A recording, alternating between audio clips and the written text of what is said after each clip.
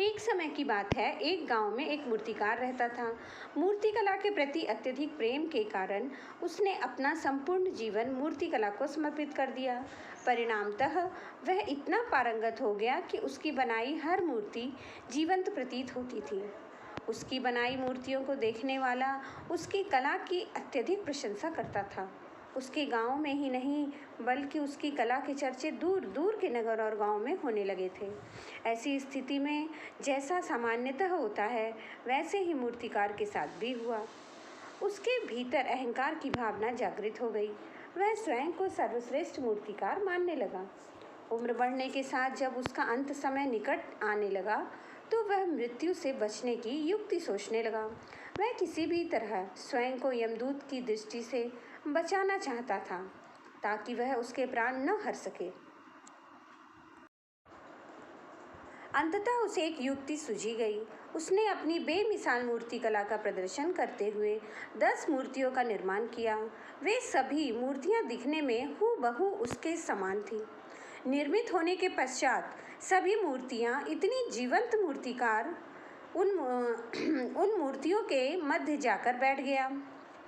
युक्ति अनुसार यमदूत का उसे इन मूर्तियों के मध्य पहचान पाना असंभव था। उसकी युक्ति कारगर भी सिद्ध हुई। जब यमदूत उसके प्राण हरने आया तो 11 एक सरीकी मूर्तियों को देख चकित रह गया। वह उन मूर्तियों में अंतर कर पाने में असमर्थ था, किंतु उसे ज्ञात था कि इन्हीं मूर्तियों के मध्य मूर्तिकार छुपा बैठा है। मूर्तिकार के प्राण हरने के लिए उसकी पहचान आवश्यक थी। उसके प्राण न हर पाने का अर्थ था प्रकृति के नियम के विरुद्ध जाना। प्रकृति के नियम के अनुसार मूर्तिकार का अंत समय आ चुका था। मूर्तिकार की पहचान करने के लिए यमदूत हर मूर्ति को तोड़कर देख सकता था, किंतु वह कला का अपमान नहीं करना चाहता था। इसलिए इस समस्या का उसने एक अलग ही तोड़ निकाला। उसे मूर्तिकार के अहंकार का बोध था, अतः उसके अहंकार पर चोट करते हुए वह बोला, वास्तव में सब मूर्तियां कलात्मकता और सौंदर्य का अद्भुत संगम है, किंतु मूर्तिकार एक त्रुटि कर बैठा।